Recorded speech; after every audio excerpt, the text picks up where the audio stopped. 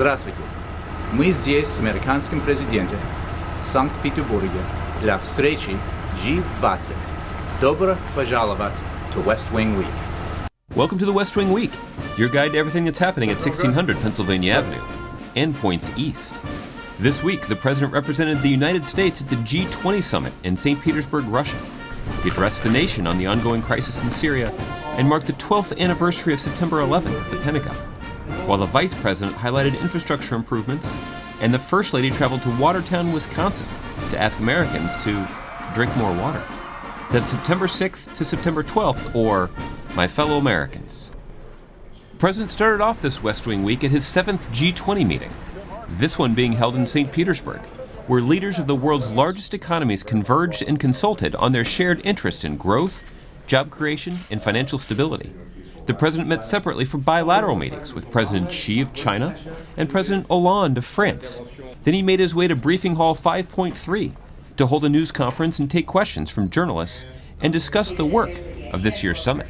There are times where we have to make hard choices if we're going to stand up for the things that we care about. Then, before leaving Russia, the president sat down for a roundtable with an august group of community organizers who are advocates for civil rights and democracy in their home country. Good government is making sure that we're creating a space for civil society to function effectively. Meanwhile, 8 time zones away in Washington, D.C., school was back in session. The First Lady joined athletes Shaquille O'Neal, Allison Felix, and Dominique Dawes to highlight the Let's Move Active Schools program, which incorporates physical activity before, during, and after school for at least 60 minutes a day. On Monday, the vice president traveled to the Port of Baltimore to highlight a $10 million Tiger grant to expand the port and deepen a key navigation channel.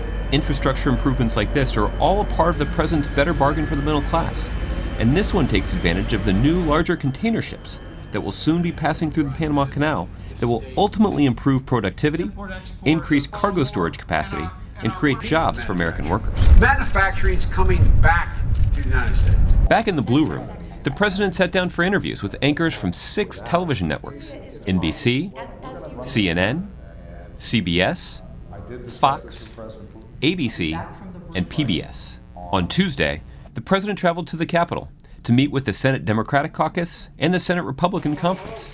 Then, that evening, at precisely 9:01 and 30 seconds, the president went on the air to address the nation about the debate that's been taking place in Congress and across the country about Syria, why it matters, and where we go from here. America's not the world's policeman. Terrible things happen across the globe, and it is beyond our means to right every wrong.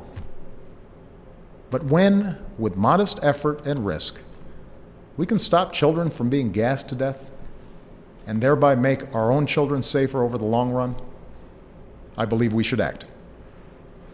On Wednesday, the president, the vice president, the first lady, Dr. Jill Biden, and White House staff observed a moment of silence on the South Lawn to mark the 12th anniversary of the 9/11 attacks. Then, the president attended a September 11th observance ceremony at the Pentagon Memorial. They left this earth. It slipped from our grasp, but it was written, "What the heart has once owned and had, it shall never lose." The president then traveled to the Northeast D.C. headquarters of Food and Friends, which provides meals to people with serious illnesses.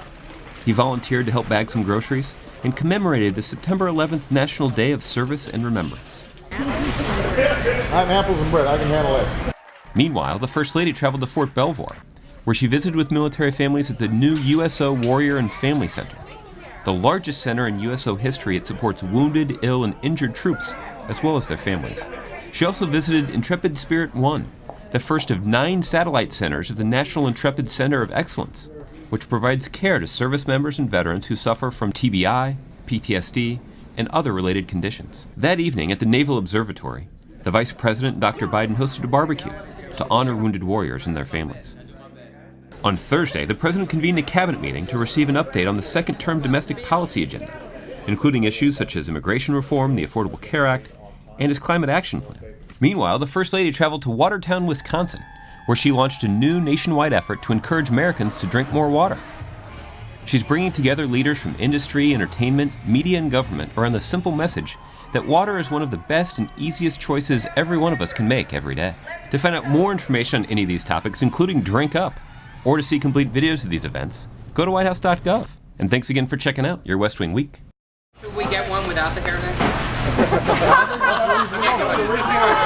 Okay, one without the hairnet. I'm a whiner, I know. Yeah, we will send you this. That's a reasonable request. You'll send us the one with the hairnet.